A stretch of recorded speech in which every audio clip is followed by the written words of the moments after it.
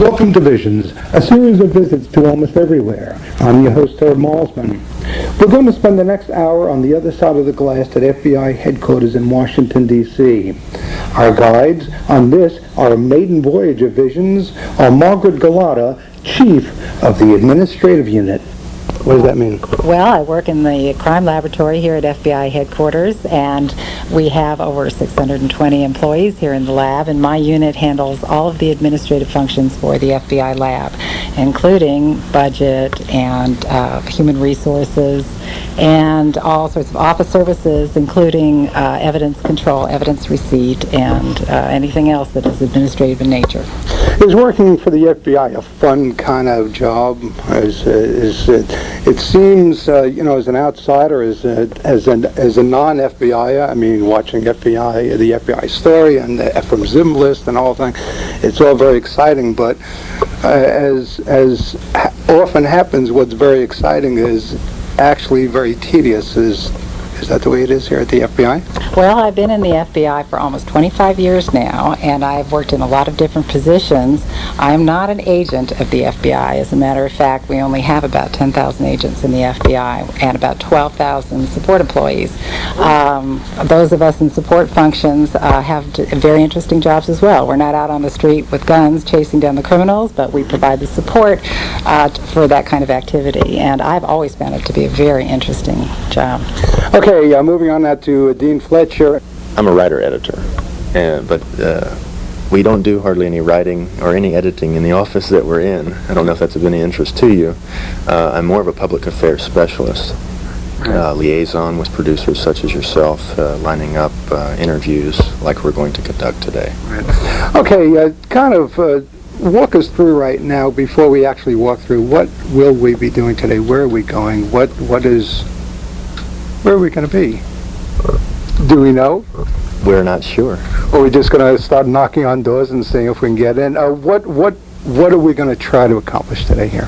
Well, we want to, according to your goals, you would like to visit some areas in our Laboratory Division that would be of interest to some of the visually impaired listeners that listen to your program. And we hope that we have enough sounds and enough people that would be interesting to listen to describe to them in a way, to describe to them what the FBI laboratory is all about in such a way that would be interesting to them. I guess at this point is as good a time as any to go on tour. So, folks, lead the way. Okay. And none of those I'm working on it too, so do I.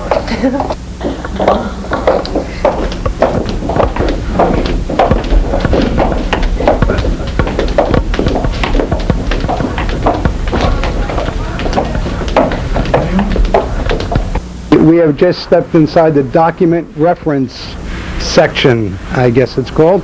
And as we walk in, on the left, there are some footprints, and I guess footprints are just as valuable as fingerprints. Exactly, and I think they're showing the different points of comparison between a known footprint and a question print. It's not quite so much fun dealing with footprints as fingerprints, though, I'm sure, As long as you don't have to deal with the real thing. Okay, there you go.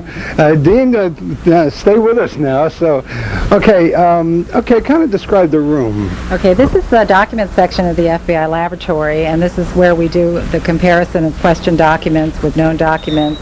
But we also look at shoe prints and tire treads, counterfeit documents, things like stock certificates, typewriter standards we have in here where we can classify typewriters. We have all of our reference collections are in here. We have the National Fraudulent Check File. We have the Check Standards File. We have the Check Writer Standards File. We have the Typewriter Standards File, the Bank Robbery Note File, the Anonymous Letter File. We keep all those files here. Many of them are now on computer. How many anonymous letters do you have, and how far back do you go? I have no idea. It goes back, it must go back. I see evidence do not disturb, so is that new, new evidence coming in? Well, as we go through the entire lab, you'll see evidence all over the place. We do have evidence that's being worked on at any one time, which is why normally the tourists are on the other side of the glass. On the other side of the glass. Now, again, going back to evidence do not disturb, it kind of looks like it's just kind of put up there for a while. I mean, you know, it's sort of like, toss it up here. It doesn't look to have any sort of rhyme or reason there. Is it something that should be held in more official esteem, or that's good? No, I'm sure it's there for a particular reason. They know exactly what it's doing there. We're not real casual with evidence around here. Okay. In the history of the FBI laboratory, we've never lost evidence. Never lost evidence. Never. Okay, do we move through here? Is there anything we should be seeing in here? Well, let me tell you a little bit about some of the reference files here. You can see the chart over there with the typewriter standards.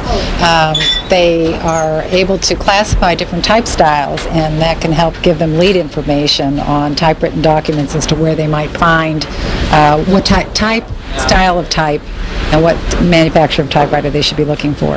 Or is there one maybe a Smith Corona, one maybe an IBM, one maybe so on and so forth? We also have, in the document section, we have what we call our computer analysis response team, recognizing that a lot of people are using computers to store information now. Mm-hmm. And they can also identify, or they're able to retrieve information from computer disks, which have been used in white-collar crimes and drug cases and things like that. You have to keep right up with the Joneses, as it were. I mean, are they galloping ahead of you occasionally? Well, we're trying to keep ahead of the Joneses, actually. That's our whole purpose. Right. And how do you go about doing that? We have a research and training center at Quantico, Virginia, and all of our examiners are into research in their fields. Right. So it's a constant training and a constant teaching. Yes, So, yes. Okay, so, and again, we're in the FBI laboratory document section. And I'm just looking at the slogan here, or the credo, I guess. Evidence cannot be presumed to be evident. It must be proven, and it must be documented and demonstrated and boxed, by the way. And boxed, that's right, and marked, clearly marked. Clearly marked. Okay, so I guess we're moving along. As we're getting ready to go, we're just looking on the other side of the window, or other side of the glass, and there are a bunch of, seems like very short naval personnel. What's going on over there? They're the tourists on the other side looking in. We're behind the glass. This is a behind the class, a very special tour, and that is the tour route. It looks like some children visiting from a school. Should we wave? Do we know what school it is? No, I don't think we do. If we wave, well, is this a two-sided window, or It's a two-sided window. We can see them and they can see us. Okay, very good. Okay, moving along. The sounds you hear, we are in the DNA laboratory. I'm keeping it down a little bit now because there are technicians at almost every station. This is where DNA, I guess, is filed. This is the first point where all of our DNA evidence comes. It's they determine whether or not it is a biological fluid in this room here, and if it is sent out to another part of the unit for further DNA testing.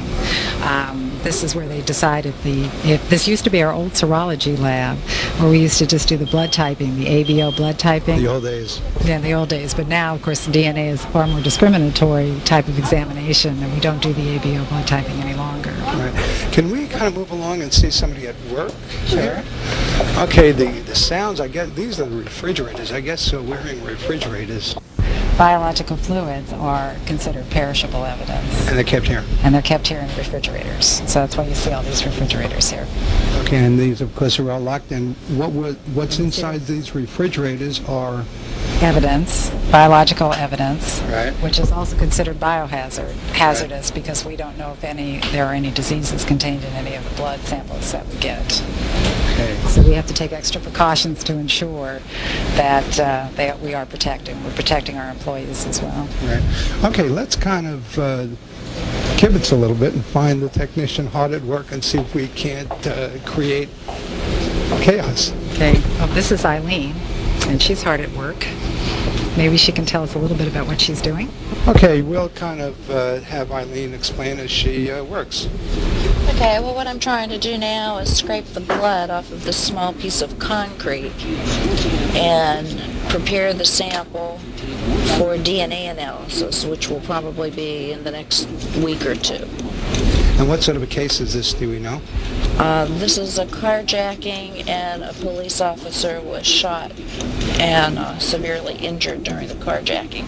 And where did this occur? Puerto Rico. Puerto Rico, so it all kind of filters here. Mm-hmm. Okay, and how's it looking? Any surprises so far? No, not really. They've sent about 20 items of evidence, and what they're trying to do is place the suspects at the scene of the carjacking because they didn't have any witnesses, and then the carjackers were taken to a hospital and treated for gunshots because there was a lot of exchange of fire. Mm-hmm. And what I'm trying to do is find the suspect's blood at the scene and place him at the car that was carjacked and the police officer being injured. Right. How many different types of blood do you think you'll find there? Hopefully this should only be one because there was only one person that was actually bleeding up against the wall where these samples were taken. Mm-hmm. So we're only hoping for one. Right. Okay, good luck, and I guess I'm looking at a photograph of it now. Right, this is what it looked like before I took all of the blood sample off. And it's probably about an inch in length, inch and a half in length, Yeah, maybe. An inch and a half, about a half inch thick. About an inch and a half inch thick. Mm-hmm. Right. Eileen, Yes. I thank you very much. Thank you. Have a good day. Thank you. Thank you. Uh-huh.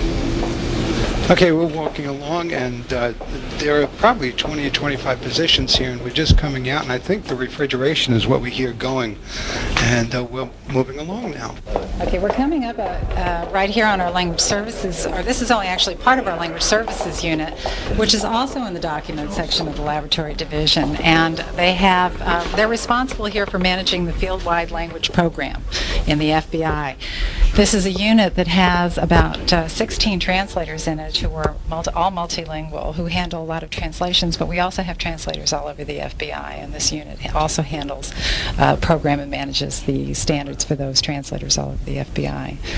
Must be great parties in this room, all the different languages. We've had some very interesting luncheons here, international type luncheons. Okay, let's kind of go in, and will we hear languages spoken? I guess not. It's pretty quiet.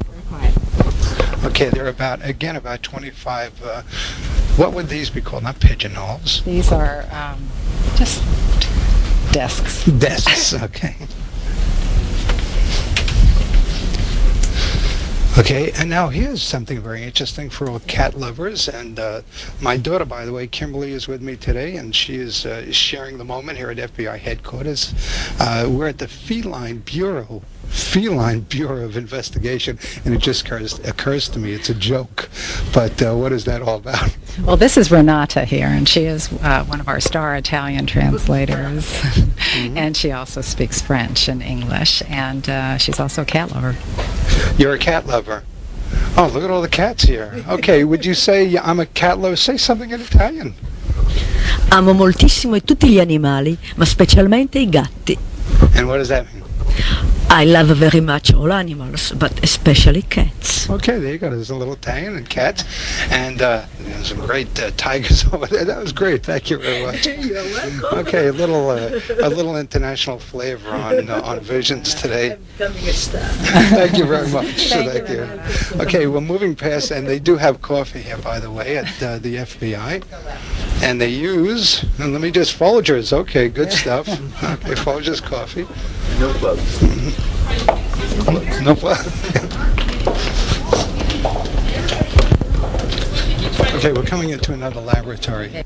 This is where the DNA examinations actually occur, and this is Jennifer here, who's one of our agent examiners, and she can probably tell you a lot more about what goes on here than I can. Okay. She is a scientist. She's a scientist. Yes. Now, at what position? Now, we were just in with DNA. Is this prior to that position we were in, or This afterwards? is after. We're going in chronological order of the evidence here.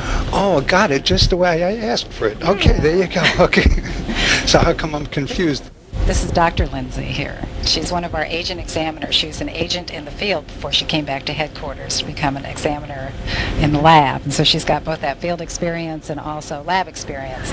Maybe she can tell you a little bit about what we're doing here. And she looks like she's getting ready to go on mic right now. You know, she's, okay. So Dr. Jennifer? Lindsay. Dr. Jennifer Lindsay, let's chat. Okay. What would you like to know? However you want. You're the guide. Well, right now I'm just checking in some cases, some evidence that has come in here, and it's been submitted directly to our DNA unit. There's 2 tests right now that we're using to process the DNA.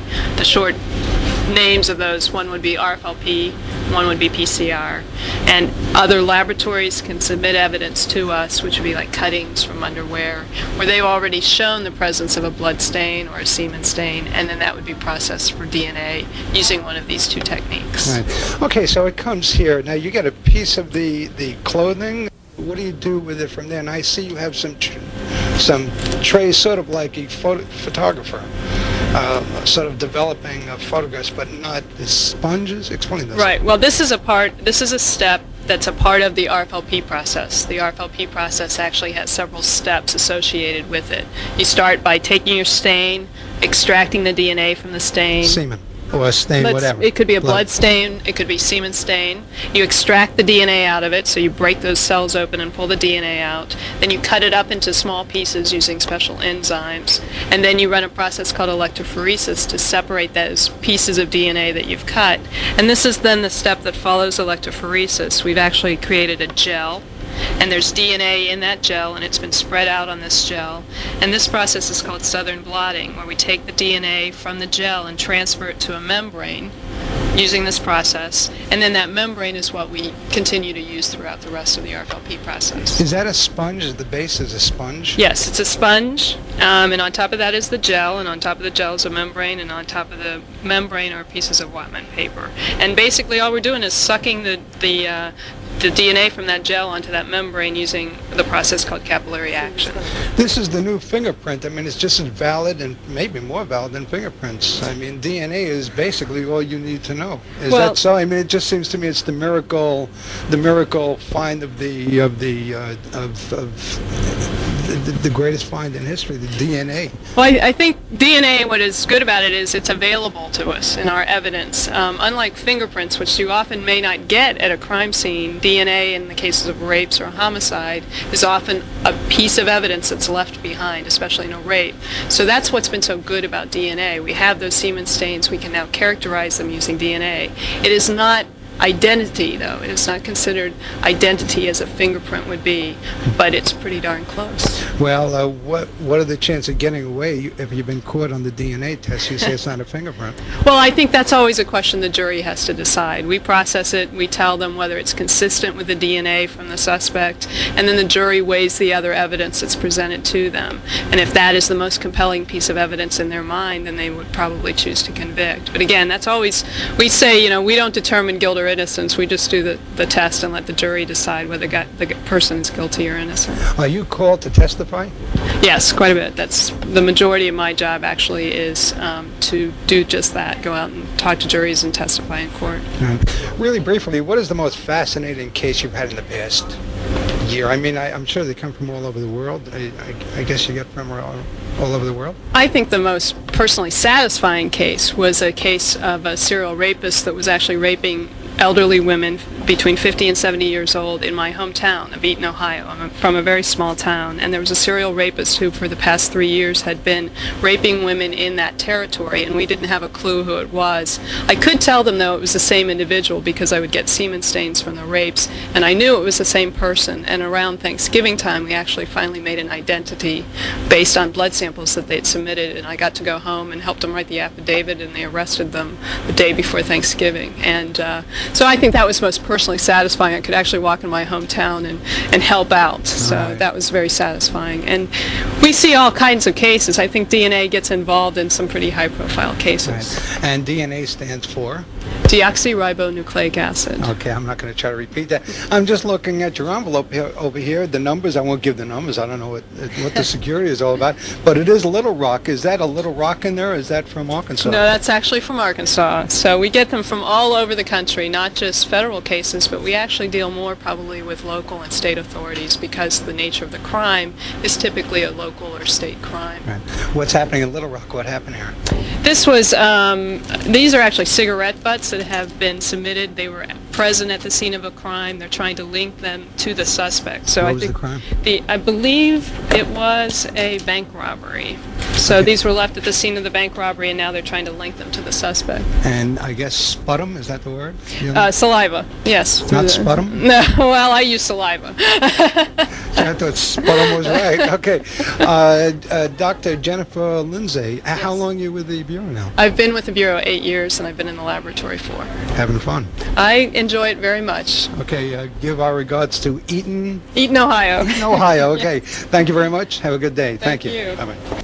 Okay, we are continuing to walk along, and as a matter of fact, being a New Yorker, we are standing right now at, as a matter of fact, the pictures on the wall are great as well.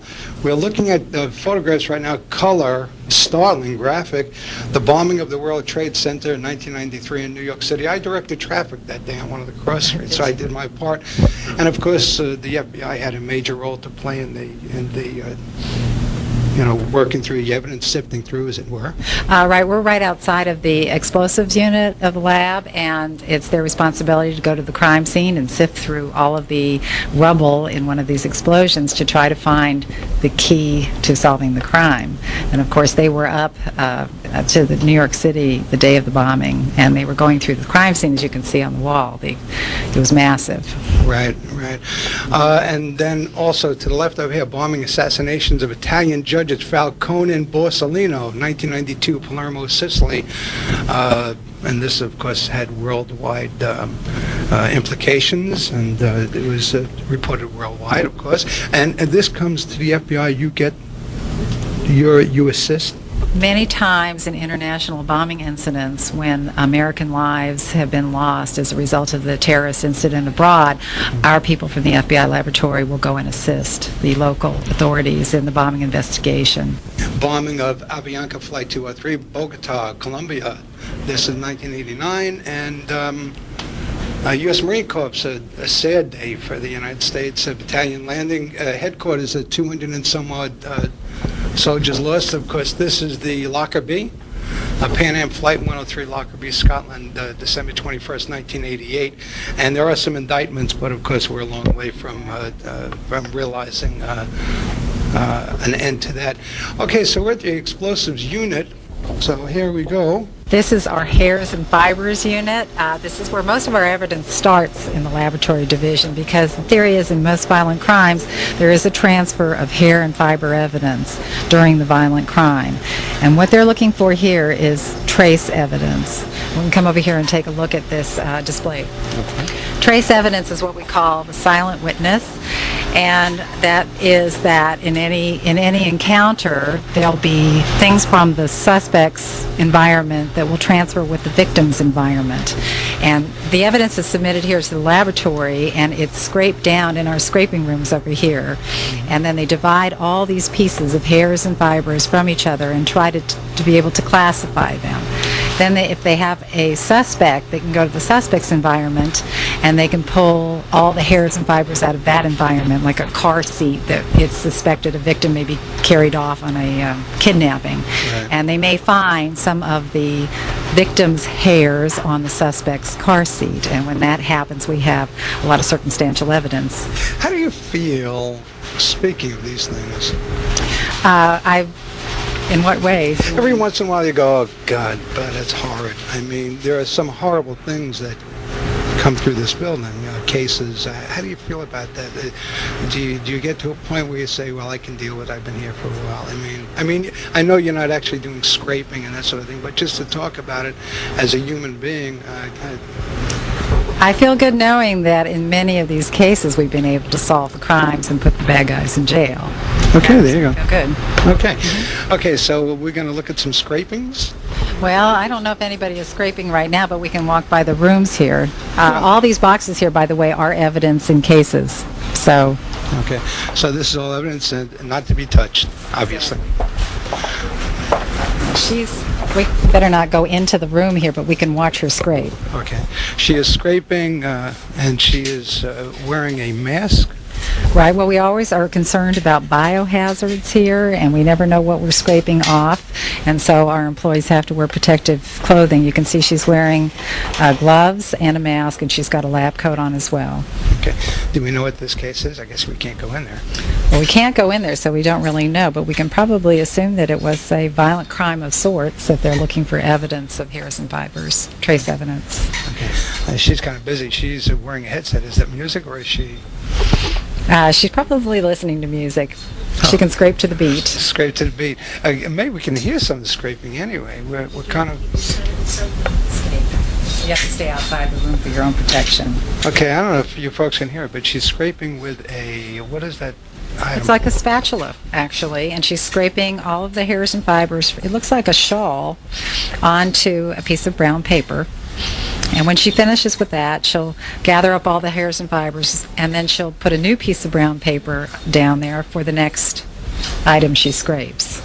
Very interesting. Okay, so moving along now. We got to hear some scraping anyway. There are boxes piled up. I see Portland, a box from Portland. Okay. From New Jersey. From New Jersey. Okay, we have a couple of boxes here from New Jersey. We have a box from Portland, a couple of boxes from Portland. Here we have there's a piece of brown paper over some bags that are sealed. Possible AIDS, do not disturb. Now, at what point will you know whether that's AIDS or not, and where does it happen in here? If they do testing on the blood, they would know whether or not there was AIDS in the blood. Okay. A lot of refrigerators. You must have a heck of a refrigeration bill here. Fortunately, the laboratory doesn't have to cover the cost on that. Somebody else in the FBI has to worry about that. Okay, now we're coming into biohazard. Authorized personnel only. Eye protection required. I guess, do we need specs, or we're okay? No, we're okay. We're here in the materials analysis unit, and this is the unit that handles analysis of various types of materials. We have the National Automotive Paint File here. When someone is in a hit-and-run accident, the paint will usually come off of the car, and we can determine the make of the paint and the types of cars that it may have been on, or whether or not the car had been repainted through the layers of paint that are on the chip. We have a lot of machinery in this part of the Laboratory Division, and to tell you the truth, I don't even think I can pronounce the names of the different types of equipment in here. Okay, but the sound is great, very interesting in here. This is... what am I listening to? You're probably listening to all the compressors on all these pieces of equipment. Mm-hmm. That's not blood here, no. That's, what are we looking at here? Well, I don't know. Maybe he can tell you what we're looking at. Oh, and just as we're speaking, we are with... the F.B.I. Laboratory. And your name is? Steve Burmeister. And your title? Special Agent. Okay. What are we doing here, and what are we looking at? We're looking at a cluttered hood. Oh, we won't worry about we won't worry about clutter, because kind of show us around a little bit here. Okay, well, we have in this hood various chemicals that we use in our chemical processes to extract things out of samples. We have things like acetone and chloroform. These are solvents that can take materials up. And when you say hood, we're actually talking about a compartment, sort of like a cutout. Yes, this is a hood in which we can work with things that will not vacate into the laboratory. We can suck it up into a hood that evacuates the area as we work in it. Okay. If we're working with solvents that we do not want to breathe, this way it can be ventilated out into the outside, so we're not breathing it in the laboratory. I'm always fascinated. Let's kind of move along here to the right for 1 second. And anything that you put your hands into, it's sort of like the boy in the bubble. You know, you've got your hands, it's a glass. Describe this. What am I trying to describe? Well, this particular hood is a hood that we use for materials that are, very toxic or something like that, that's emitting odors that we don't want to breathe here in the laboratory. Or radiation? Not radiation, because we wouldn't deal with that in this particular lab. Right. But some samples that are very odoriferous, right. we wouldn't want to have it out in the open. We'd want to put it inside of this facility, and what happens with this, we can open up the door. It's a over glove here. box, a multi-hazard glove box. Yeah, that's essentially what it would work as, yes. Place it in here, you put your arms inside the gloves here, and you can work within the environment that's in the laboratory.